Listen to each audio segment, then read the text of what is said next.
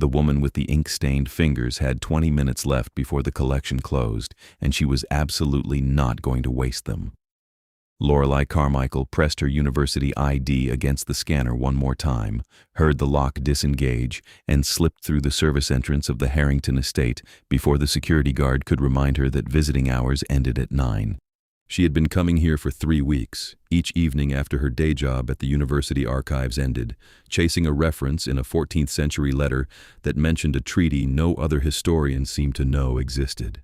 The Harrington collection was supposed to be comprehensive, but every public catalog came up empty, which meant either the letter was referring to something that never existed, or someone had kept it very, very private. The estate sprawled across 6 acres on the edge of the city, a Gothic revival mansion that the Historical Society insisted was built in 1873, but that always felt older to Lorelei. Older and watchful. She had clearance for the East Wing Library, a vaulted space full of leather and gilt that smelled like centuries of careful preservation. But tonight, as she crossed the marble entryway, she noticed something she had not seen before. A door stood open at the far end of the main hall. Not fully open, just barely ajar, and through the gap she could see the beginning of a spiral staircase, stone steps worn smooth in their centers, curving upward into darkness. Lorelei checked her watch.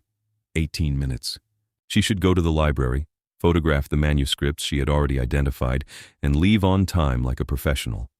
Instead, she walked toward the open door.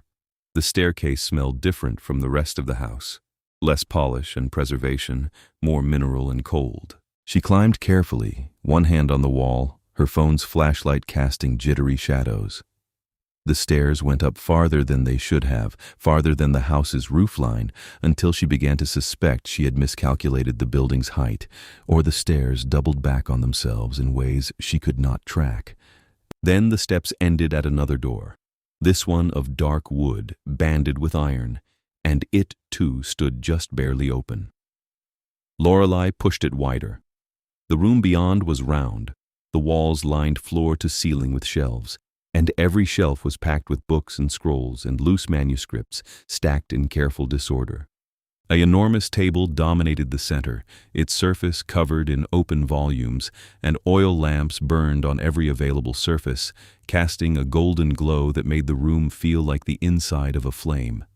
The windows were narrow and pointed, true tower windows, and through them she could see the lights of the city below, farther below than should have been possible. She stepped inside. The door drifted shut behind her with a whisper of hinges. The manuscript closest to her was in Latin, the script 14th century, and her heart kicked once, hard, because the first line she could make out mentioned a council of night and a accord of blood. This was it. This was what she had been looking for. Lorelei pulled out her phone to take pictures, then hesitated. She should ask permission. This was clearly someone's private study, not part of the public collection. But it was also nearly 9, and she might not get another chance, and what were the odds anyone would even know she had been here? She set her bag down, pulled the manuscript closer, and started reading.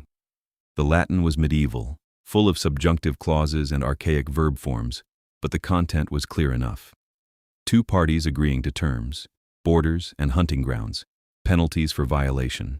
It read like a treaty, formal and precise, except that one party was identified as the free cities of men and the other as the bloodline courts.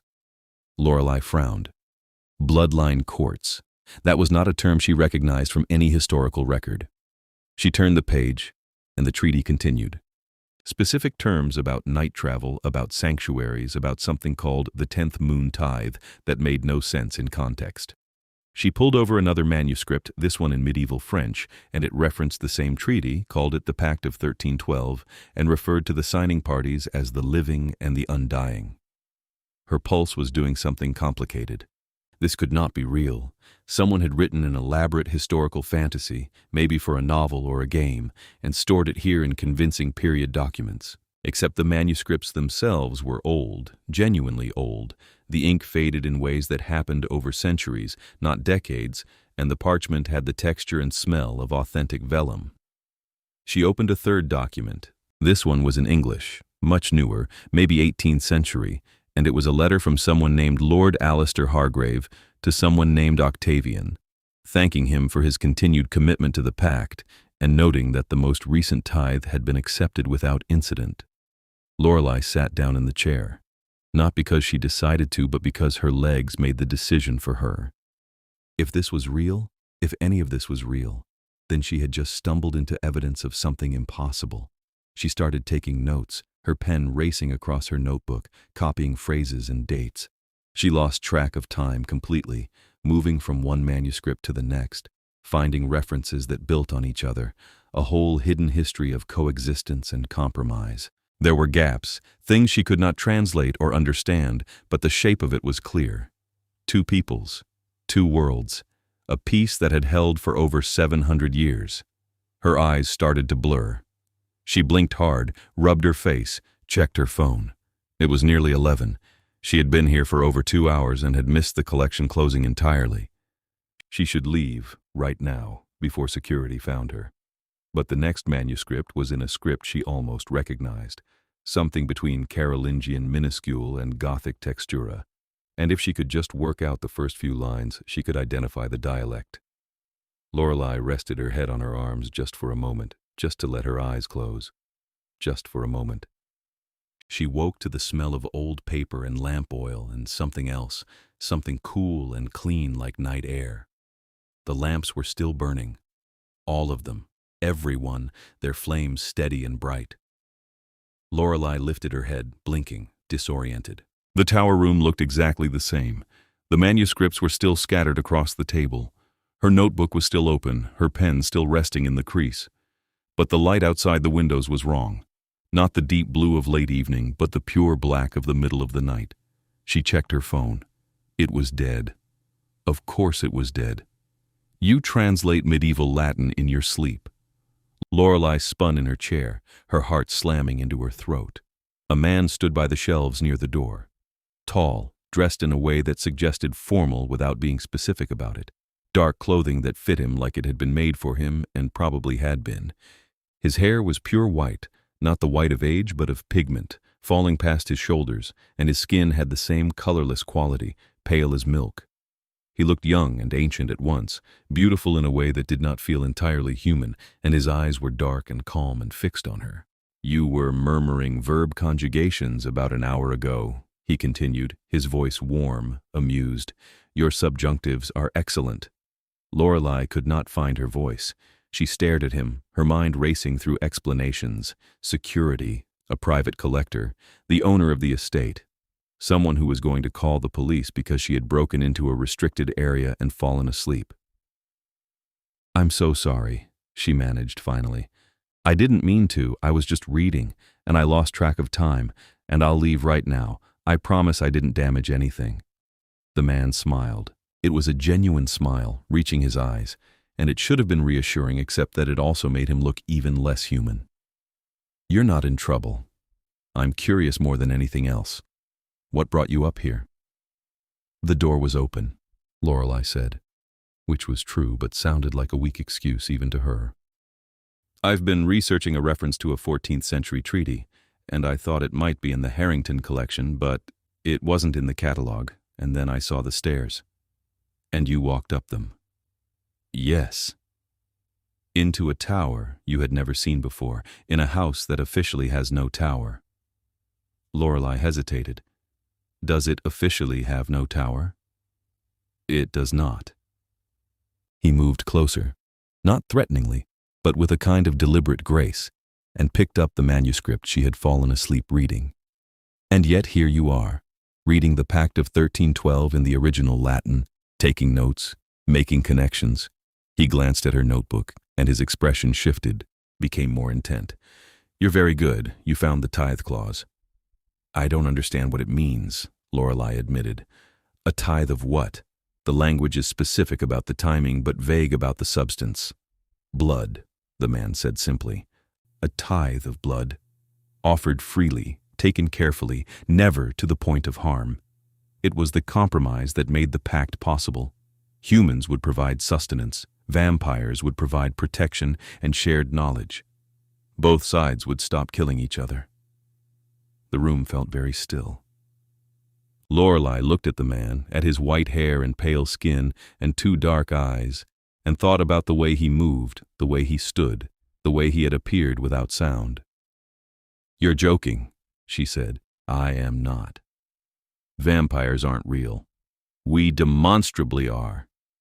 He set the manuscript down with care and extended a hand, formal, old-fashioned. "Octavian Hollow, I've been the keeper of this tower and the pact it contains since 1645. Before that, my father held it, and before him his mother, and so on back to the treaty signing. Welcome to the Forbidden Archive." Lorelei did not take his hand. She stood up, her chair scraping against the stone floor, and took a step back. "This is insane. I'm dreaming, or someone drugged me, or I'm having a mental health crisis." "You're not." Octavian lowered his hand, unbothered. "You walked into a place you were not supposed to be able to reach, found documents that are not supposed to exist, and now you're speaking to someone who should not exist. I understand that's disorienting. But I've kept the lamps burning all night so you wouldn't wake in the dark, and I've been waiting for you to wake naturally because I wanted to speak with you, not terrify you. So perhaps you can sit and I can make us both tea, and we can discuss what happens next." "What happens next is I leave," Lorelei said. "You could," Octavian agreed. "The door isn't locked. But you spent 2 hours reading the pact before you fell asleep, and I watched your face while you read. You were not horrified. You were fascinated. You wanted to understand. I suspect you still do." Lorelei's hands were shaking. She shoved them into her pockets. "If any of this is real, if you are what you say you are, then I should absolutely leave, right now, before something happens." "What do you think will happen?" "I don't know. You're a vampire. You just told me you're a vampire. Vampires drink blood, and I'm alone in a tower in the middle of the night with you." Octavian's expression shifted, became gentler. "Miss Carmichael, I have no intention of harming you. You were unconscious for hours, and I kept the lights on and waited. If I wanted to hurt you, I would not have bothered with the consideration. You're safe here. I give you my word." "Why would I trust your word?" "Because it's all I have to offer you right now, and because you're still standing here arguing instead of running, which suggests some part of you wants to stay." He was right, and that was the worst part. Lorelei did want to stay. She wanted to sit back down and keep reading and ask 1,000 questions. She wanted to understand how this was possible, how a treaty between humans and vampires had existed for 700 years without anyone knowing. She wanted to know if the manuscripts were complete, if there were other documents, if there was a way to verify any of this through external sources. She wanted to know what a vampire king was doing living in a tower in the middle of a modern city, keeping a library of impossible history. "Tea," Octavian said again, gently. "And conversation. If you decide at any point that you want to leave, I'll escort you down personally and make sure you get home safely. But give me an hour. Please." Lorelei took a breath. "Another?" She looked at the manuscripts, at the shelves, at the lamps still burning their steady golden light, at Octavian, who stood watching her with something that looked like hope. "1 hour," she said. His smile was brilliant and relieved. "Thank you. Sit. I'll be right back." He left through the door, and Lorelei heard his footsteps descending the stairs, quick and light. She stood frozen for a moment, her instincts at war. Then she turned back to the table, picked up her notebook, and kept reading. When Octavian returned, he carried a tray with a porcelain teapot, 2 cups, and a small plate of biscuits that looked homemade. He set it on the only clear corner of the table and poured with the ease of someone who had done this 10,000 times. "Chamomile," he said, handing her a cup. "I thought you might need calming, and I always think better with chamomile." Lorelei accepted the cup because refusing felt absurd at this point. The tea was hot and fragrant and exactly what she needed. "You drink tea."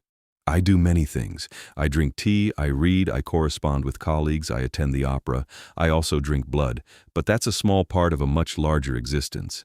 Most vampires find that sustaining ourselves takes perhaps an hour per week, and the rest of the time we're simply people with unusual lifespans and a sunlight intolerance.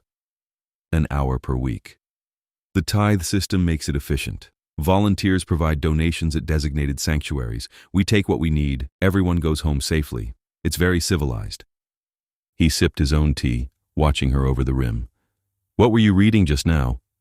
Lorelei set down her cup and pulled over the manuscript she had been examining. "This section of the pact. It talks about enforcement mechanisms, but there's a clause here that I can't make sense of.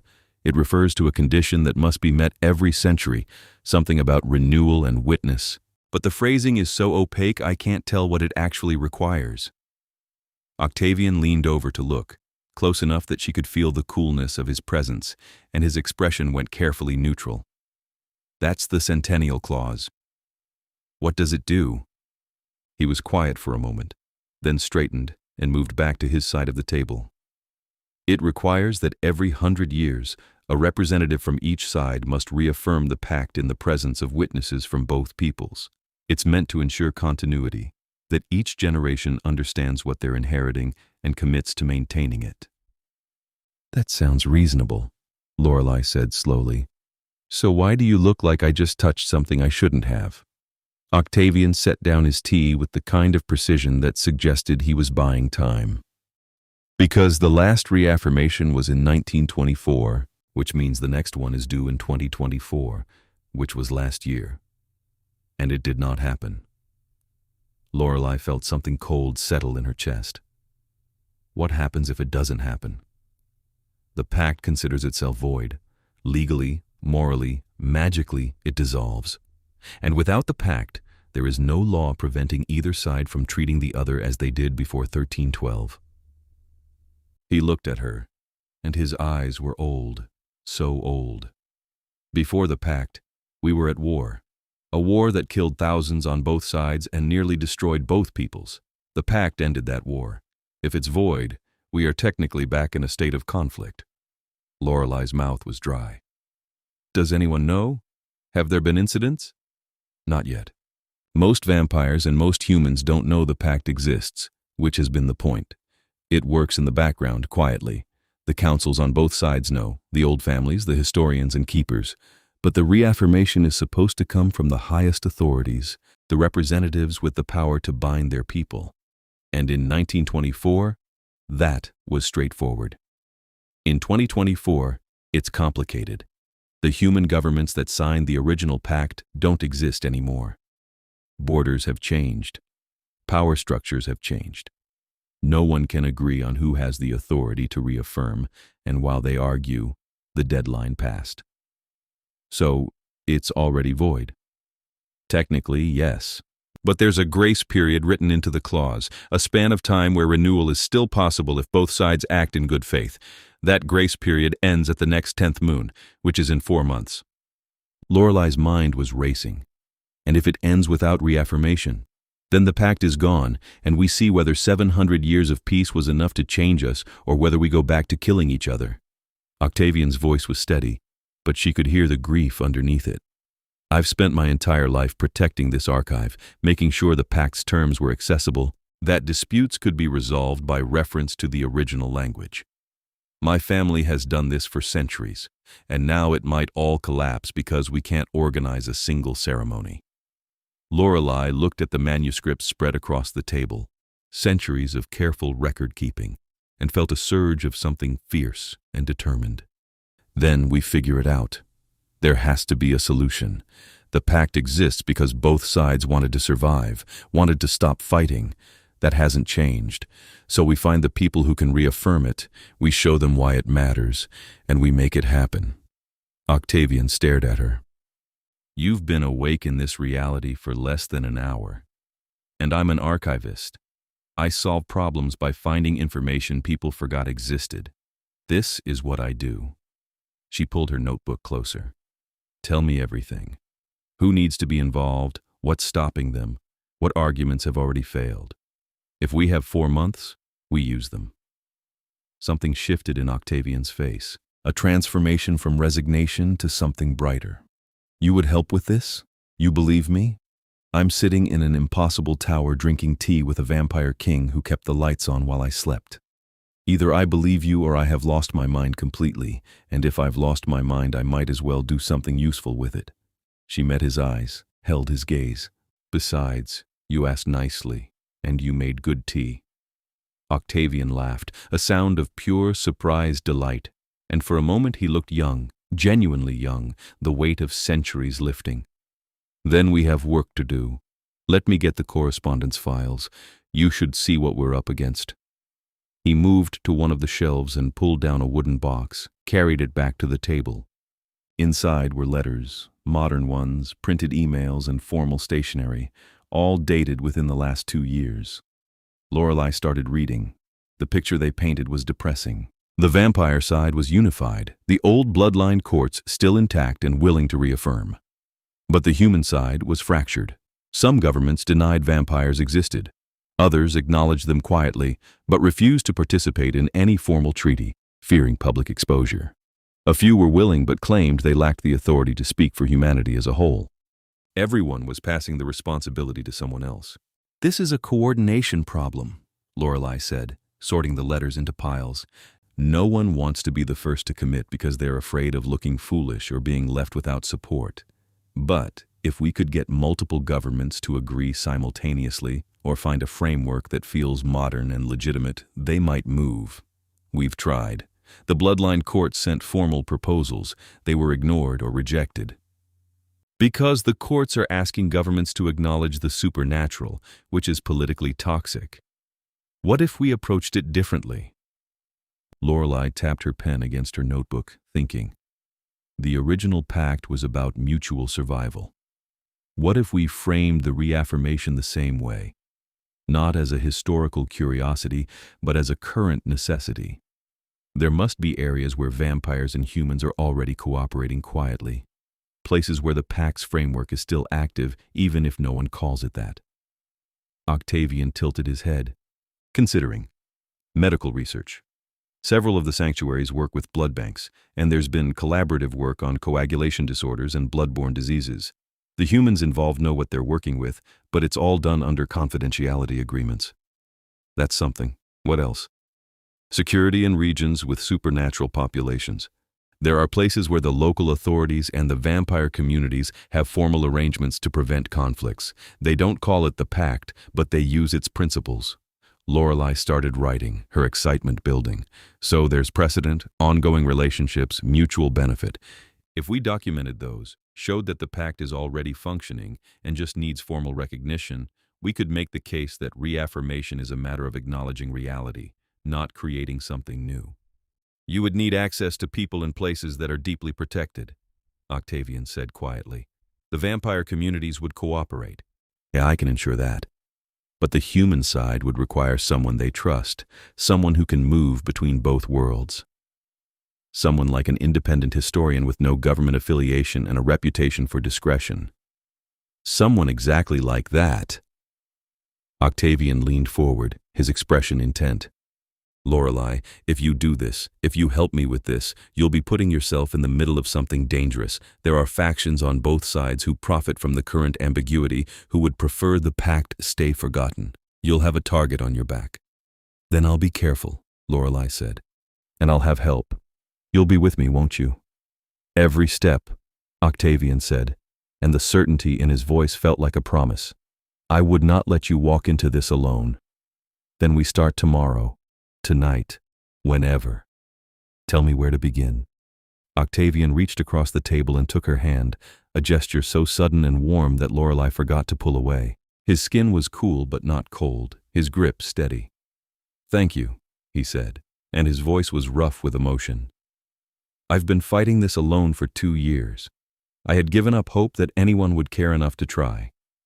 I care, Lorelei said, and realized as she said it that it was completely true. She cared about the pact, about the history it represented, about the peace it had kept. And she cared about Octavian, this strange vampire king who kept lights burning for sleeping strangers and made chamomile tea and carried the weight of centuries with such exhausted grace. She should not care this much, not this quickly, but she did. They worked through the rest of the night, Octavian pulling out maps and contact lists while Lorelei organized the information into a coherent strategy. By the time the sky outside the tower windows began to lighten, they had a plan. Lorelei would spend the next week documenting the pact in detail, creating a comprehensive brief that could be shared with potential allies.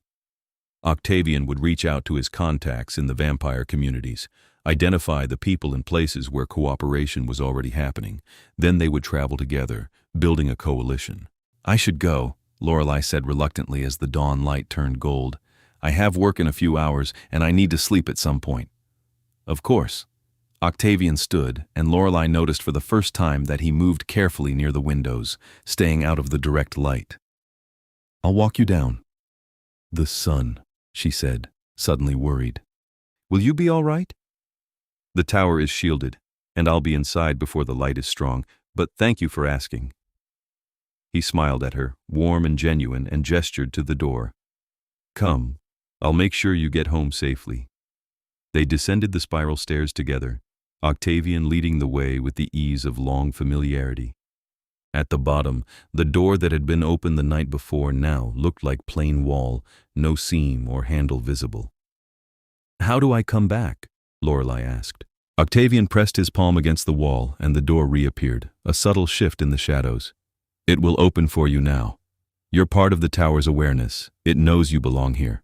That's unsettling and comforting at the same time. Most things about my world are." He walked her to the estate's entrance, unlocked the door with an actual key. Outside, the grounds were silent and misty with early morning. "Go home. Rest. Come back tonight if you can, or whenever you're able. I'll be here."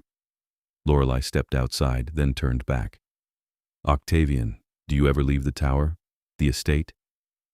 His expression flickered, something complex passing across his face.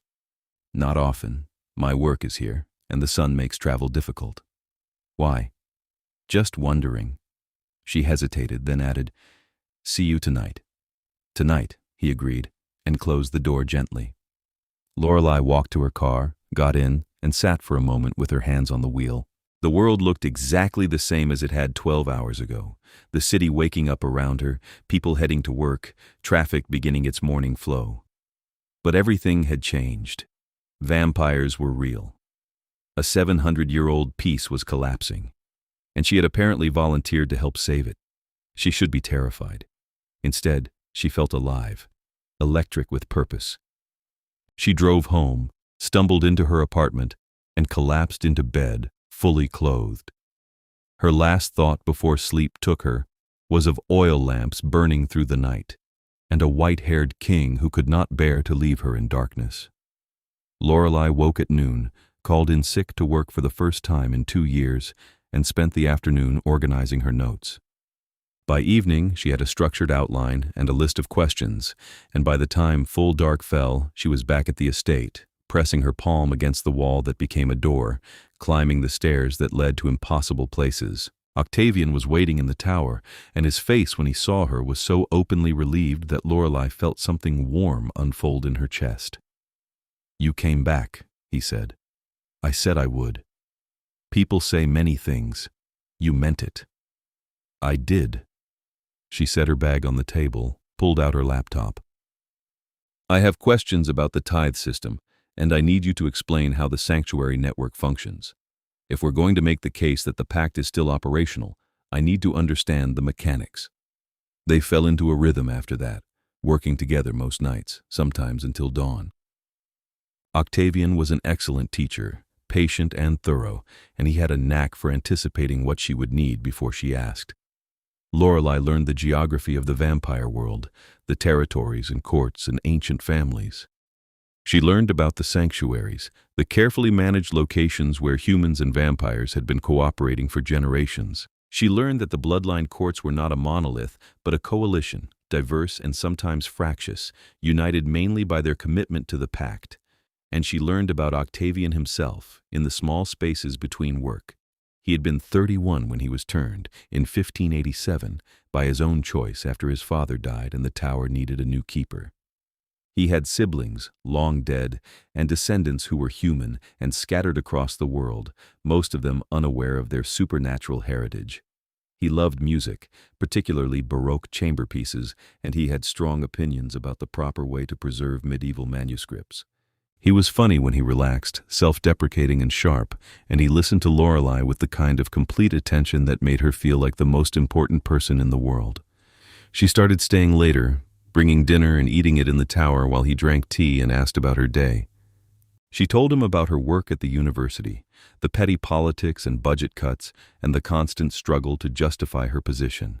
He told her about the letters he received from other keepers, the sprawling network of vampires who maintained libraries and archives across the world, preserving knowledge that humans had forgotten or never known. "Do you ever wish you could walk in the sun?" Lorelei asked one night, watching the way he kept to the shadowed side of the room as dawn approached. "Sometimes," Octavian admitted. "I remember it, the warmth and the brightness. But I chose this existence, and I've had centuries to make peace with the trade-offs. The night has its own beauty, and there are benefits to immortality that make the sunlight a minor loss." "Like what?" "Time. Infinite time to learn, to read, to become better at things that matter. I have seen the world change in ways I could never have imagined, watched humanity grow and stumble and grow again. I've been able to contribute to that, quietly, in small ways. That feels worthwhile."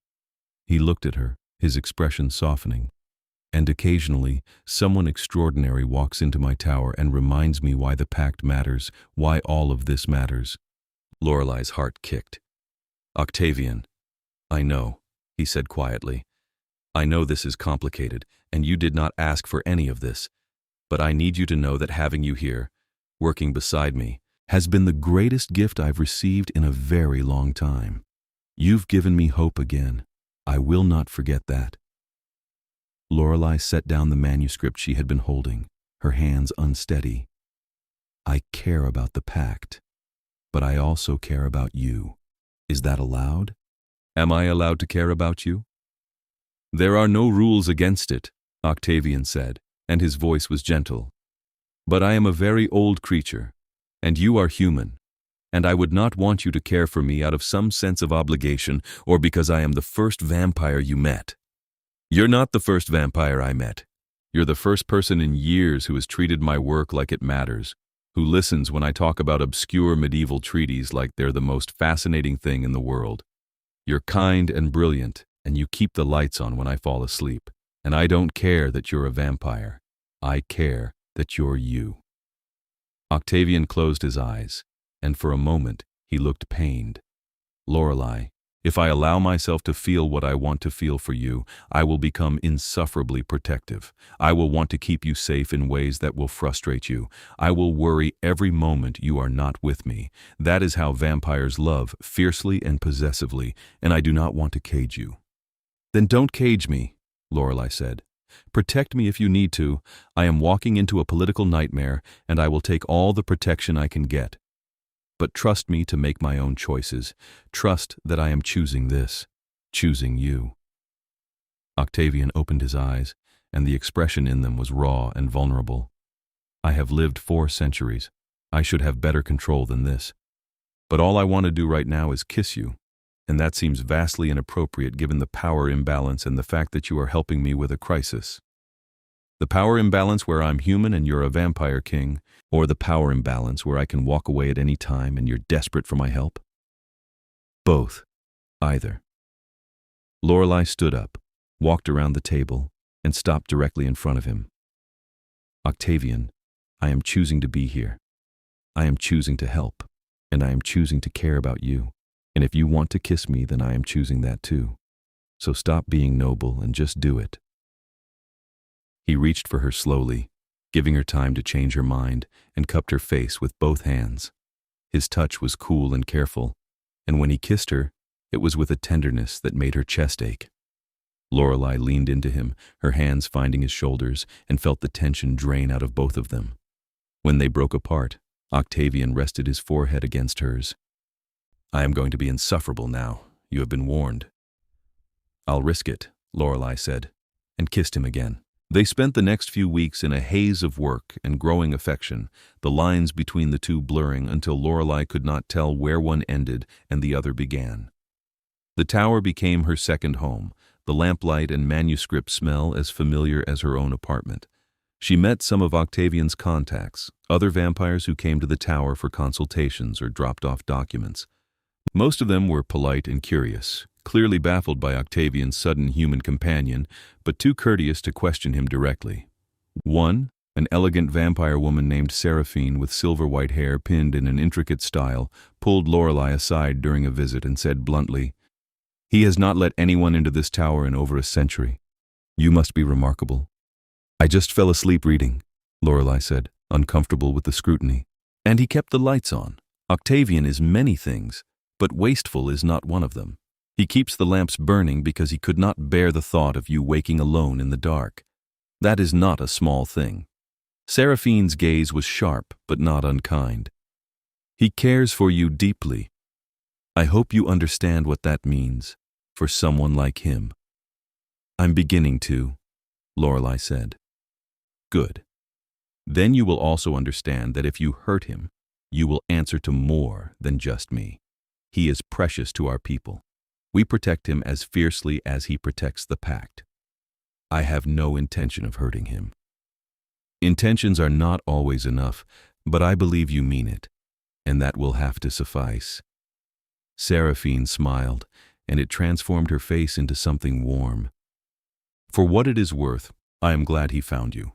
He has been alone too long."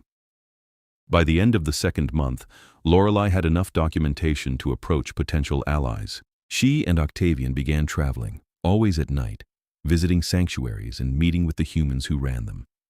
The conversations were difficult. Many of the humans were afraid, reluctant to acknowledge publicly what they knew privately. But Lorelei was persistent, and Octavian's calm authority helped. Slowly, they built a list of people willing to support reaffirmation. The vampire side was easier. Octavian called a convening of the bloodline courts, and Lorelei attended as his guest. It was held in an underground hall beneath the city, a space that felt like it had been carved from a single massive stone, and it was filled with vampires from across the continent. Lorelei was the only human present, and the attention she drew was intense and unnerving. But Octavian stayed at her side, his hand a steady presence at the small of her back, and when he introduced her as the scholar who was helping save the pact, the room's hostility shifted to cautious respect. She presented her findings, the evidence of ongoing cooperation, the framework for reaffirmation. The courts listened, asked pointed questions, and ultimately voted unanimously to support her plan. It was a victory, and as they left the hall, Octavian pulled her into an embrace so tight it stole her breath. "You were magnificent," he said into her hair. "They would have torn apart a lesser human. You stood your ground and won them over." "I had you," Lorelei said. "They were never going to hurt me with you there. No, but they could have dismissed you, ignored you. They did not. They listened because you made them believe." He pulled back just enough to look at her, his eyes bright. "I am so proud of you." Lorelei kissed him, there in the shadowed hallway, and felt his smile against her mouth. But the human side remained a problem. Despite the documentation and the willing participants, no government would commit to reaffirmation.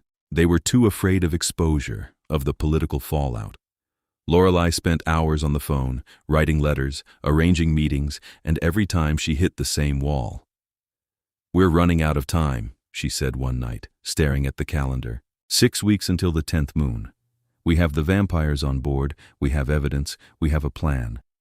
But without a human authority willing to reaffirm, none of it matters.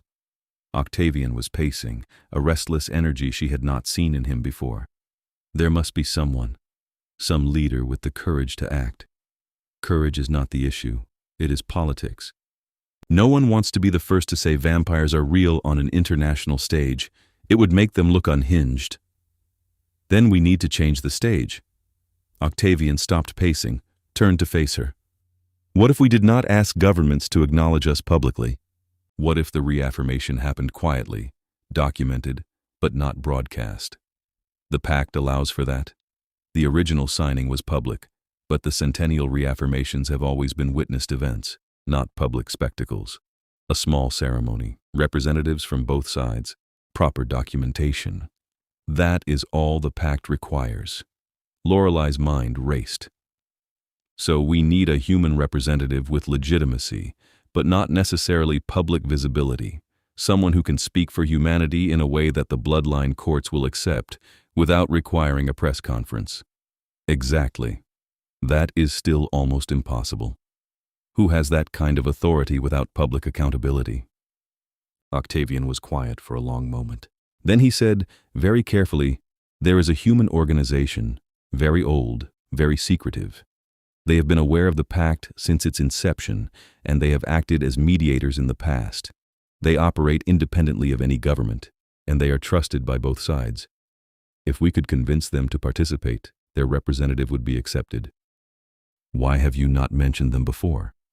Because they do not involve themselves in politics anymore. They withdrew from active mediation decades ago, citing concerns about exposure. I have written to them multiple times. They have not responded. Then we go to them in person, Lorelei said. Where are they? Scotland, a small island in the Hebrides. It is remote and difficult to reach, and they do not welcome visitors. I don't care. If they are our best option, we try. When can we leave? Octavian looked at her, something fierce and tender in his expression. Tomorrow night.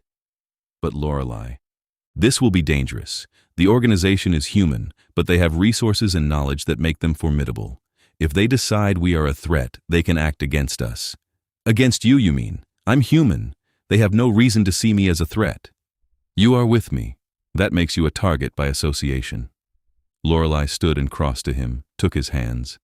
I am with you because I choose to be. That is not changing. So we go to Scotland, we make our case, and we hope they listen. Together. Octavian pulled her close, his arms wrapping around her, and she felt him tremble slightly. I do not deserve you. Probably not, Lorelei said lightly. But you are stuck with me anyway. They left the next night, taking a series of flights that had them arriving in Scotland just after sunset. From there, they hired a car and drove north, the roads narrowing and twisting as they climbed into the highlands.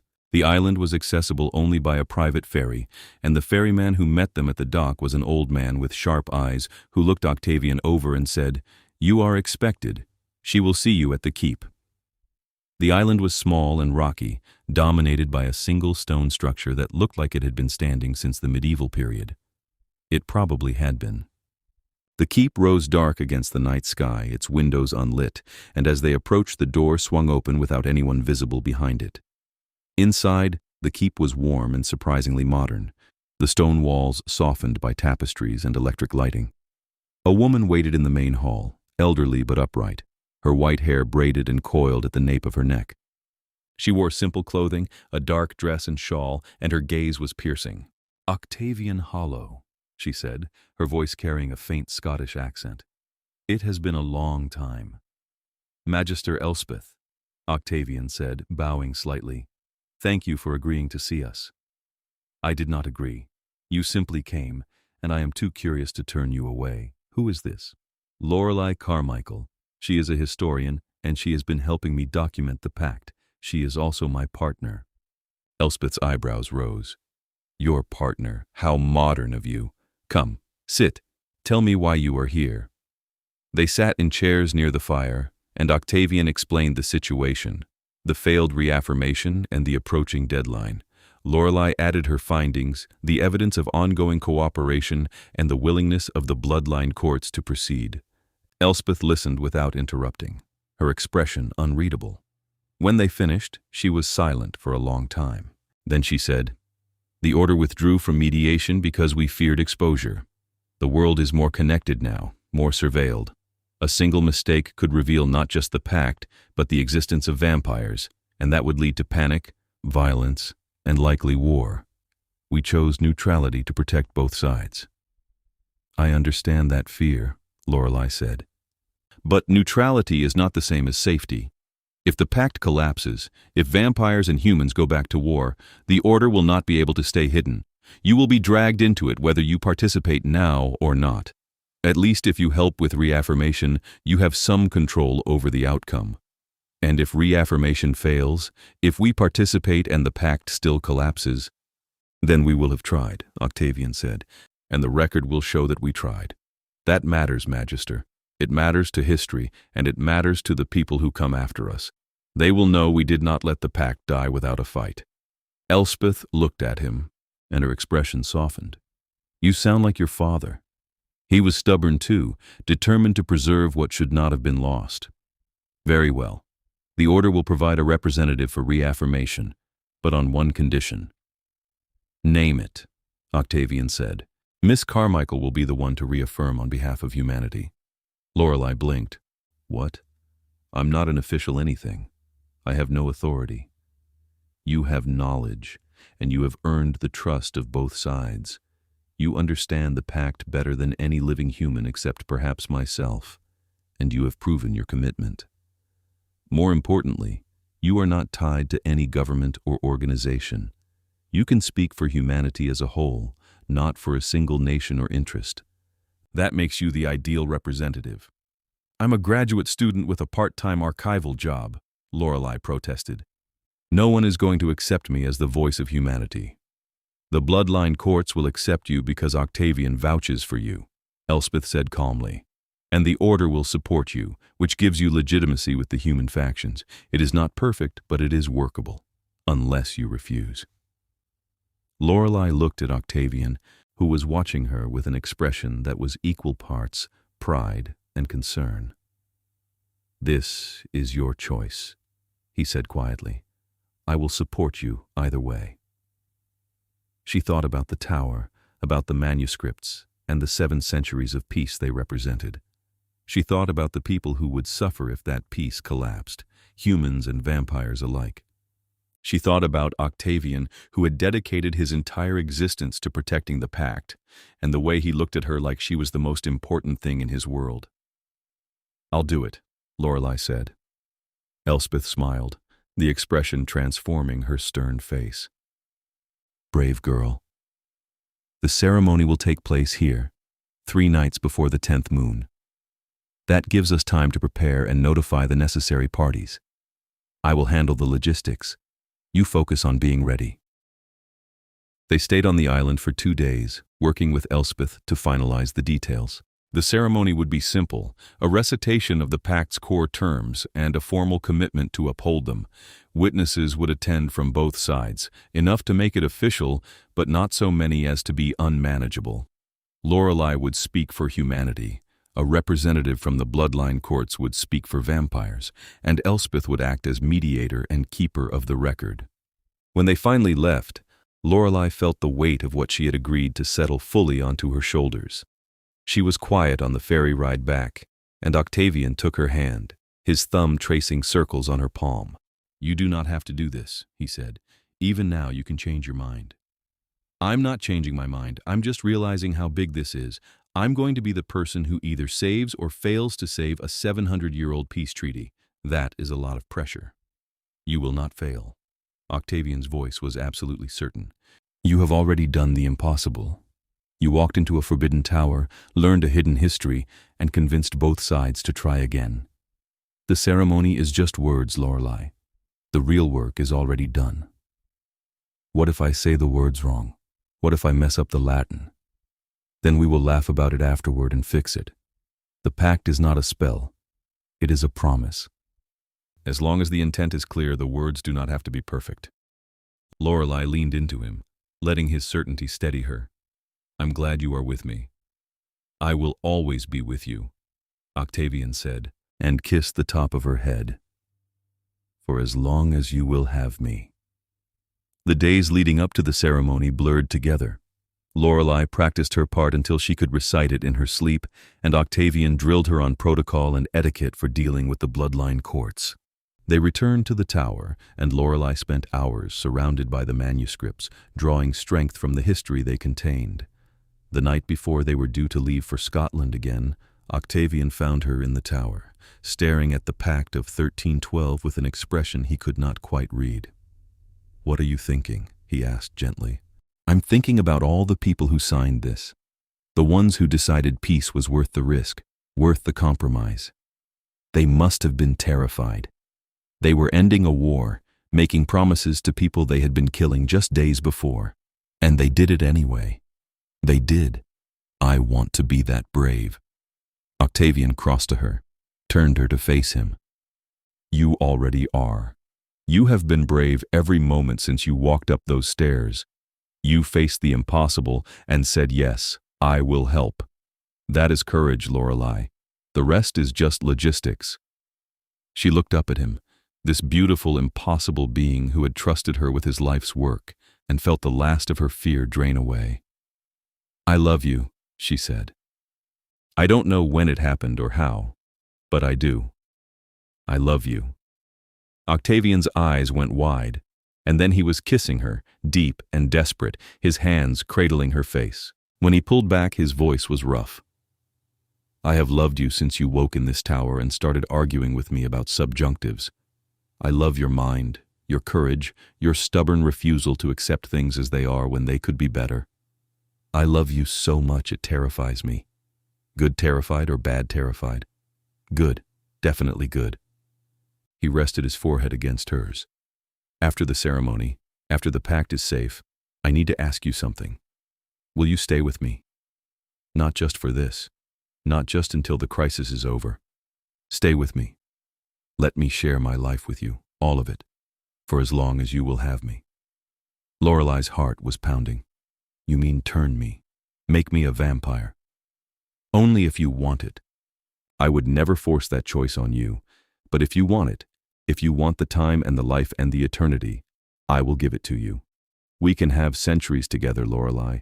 We can see the world change, read every book ever written, do all the things we have never had time for. And we can do it together." "I want that," Lorelei said, the words coming easily. "I want all of it. I want you, and I want time, and I want to stay in this tower with you and keep the pact safe for the next 700 years. Yes." Octavian made a sound that was half laugh, half sob, and kissed her again. "After the ceremony," he said against her mouth, "we do this right, we finish what we started, and then we have the rest of forever." "Deal," Lorelei said. They flew back to Scotland 2 nights later, and this time, when they arrived at the island, the keep was lit from within, every window glowing. Other vampires were already there, representatives from the major bloodline courts, and Elspeth greeted them with formal courtesy. The ceremony was set for midnight, in a chamber deep within the keep that had been used for pact business for centuries. Lorelei dressed carefully, in a simple dark dress that Elspeth provided, her hair pulled back and her notes tucked into a folder she hoped she would not need. When it was time, Octavian walked her to the chamber and paused at the door. "I cannot go in with you," he said. "Tradition requires that the human representative enter alone, and I must observe as part of the vampire delegation. But I will be watching, and I will be proud of you, no matter what happens." "I know," Lorelei said, and squeezed his hand. Then she turned and walked into the chamber alone. The room was circular, carved from stone, with a raised dais at the center. Witnesses ringed the walls, vampires and humans both, their faces solemn. Elspeth stood on the dais, and opposite her was a vampire Lorelei recognized from the courts, a man named Lucian who was old and respected.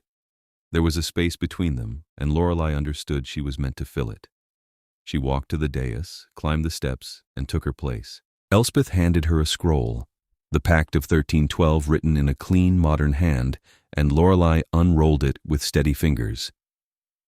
"We gather to reaffirm the pact made in the year 1312 between the peoples of the day and the peoples of the night," Elspeth said, her voice carrying through the chamber. "The Centennial Clause requires renewal, and we are here to provide it. Lorelei Carmichael, speaking for humanity, do you accept the terms of the pact and commit to uphold its principles?" Lorelei looked at the words on the scroll, and then she looked up at the assembled witnesses. She saw Octavian standing near the back, his white hair bright even in the dim light, and his expression was full of love and faith. "I do," Lorelei said clearly. "On behalf of humanity, I reaffirm the Pact of 1312. We commit to peace, to cooperation, to the shared goal of survival and flourishing.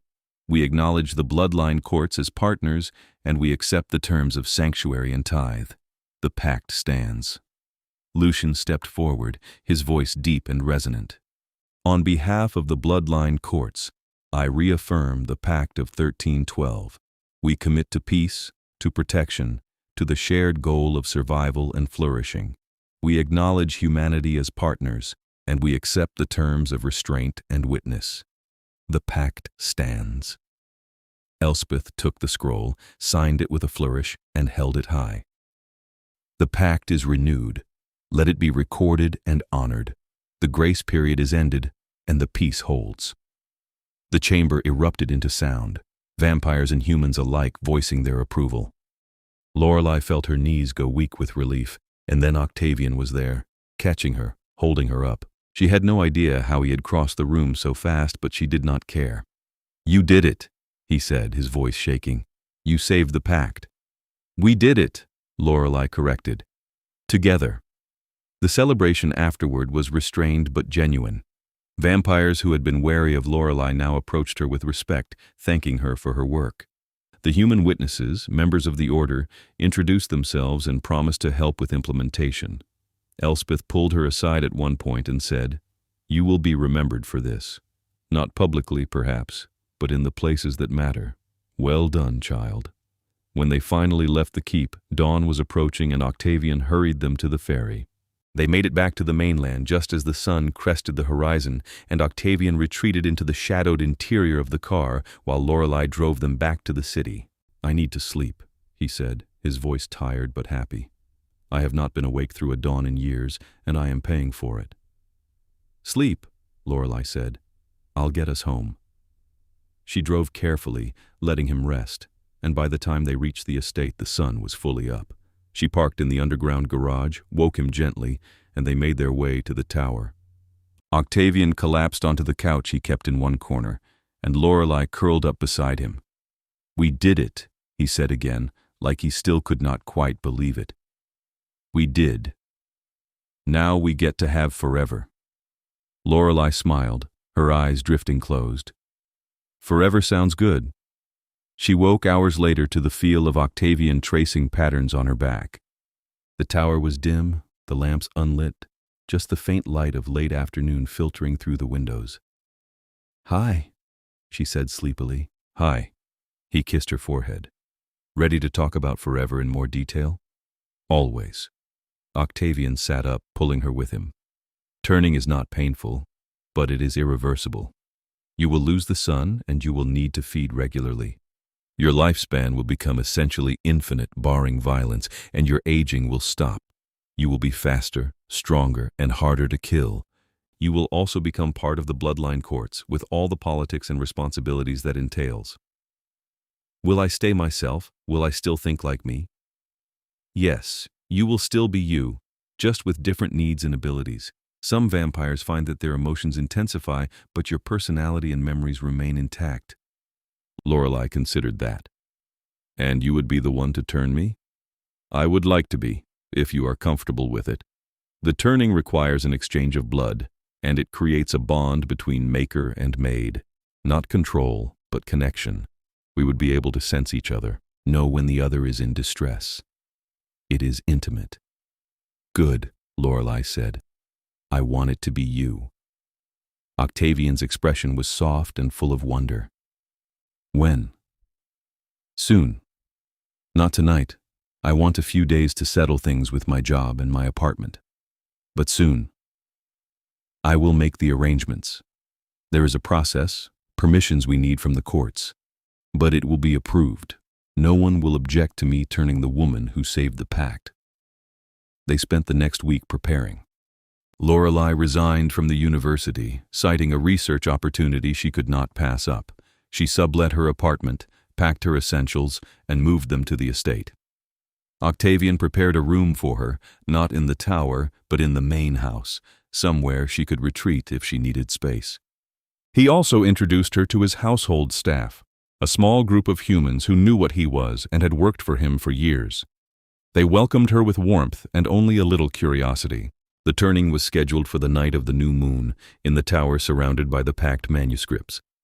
Octavian explained that it was symbolic, turning her in the place where they had met, where their partnership had begun. Lorelei agreed, and when the night came, she felt calm, certain. They stood together in the center of the tower, the lamps burning bright around them. Octavian took her hands, his expression serious. "Last chance. Are you sure?" "Completely sure." He nodded, and then he guided her to sit, kneeling in front of her. "This will take a few minutes. I will bite you first, take enough blood to bring you close to death. Then you will drink from me, and the change will begin. You will lose consciousness, and when you wake, you will be vampire. I will be with you the entire time. I trust you, Lorelei said.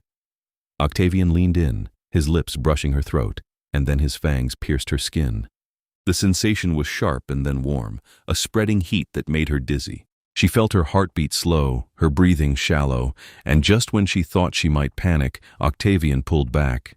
He bit his own wrist and pressed it to her mouth. "Drink," he said softly.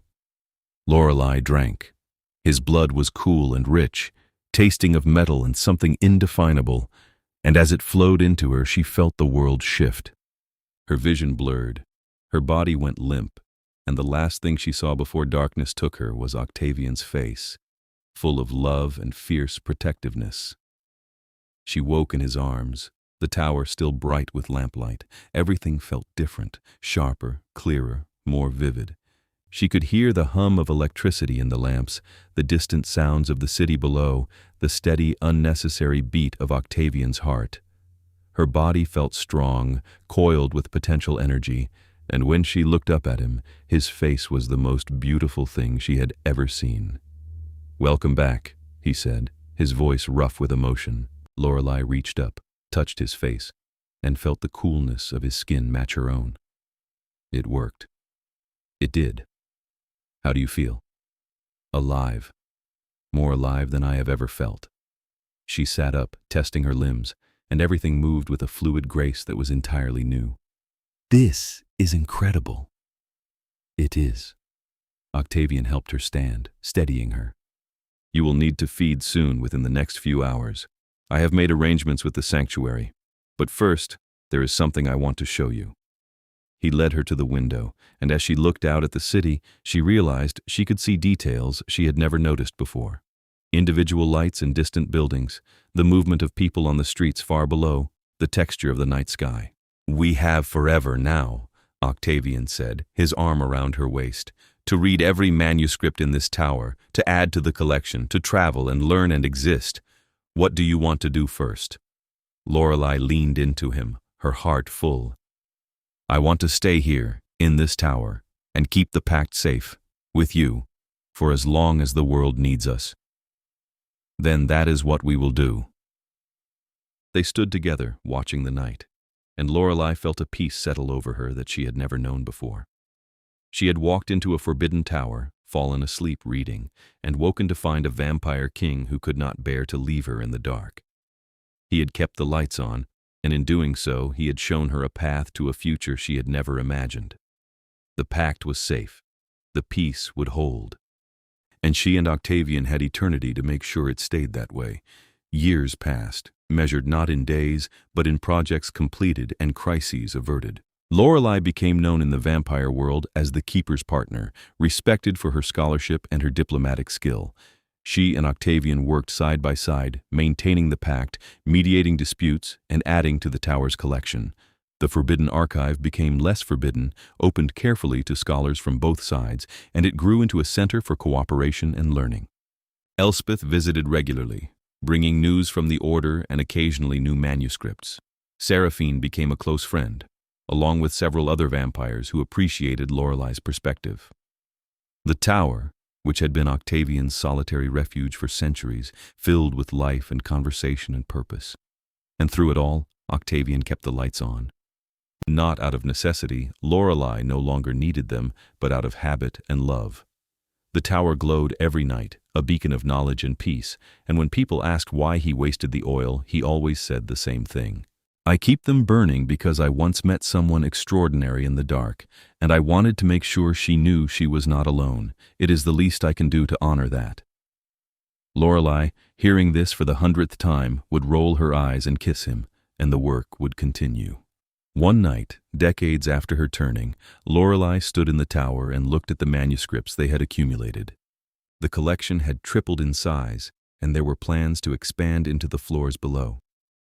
The pact was stronger than it had been in centuries, reaffirmed again at the next centennial without drama or crisis, and new treaties were being negotiated for areas the original had not covered. Octavian came up behind her, wrapped his arms around her waist. "What are you thinking?" "I'm thinking that we did it. We actually did it.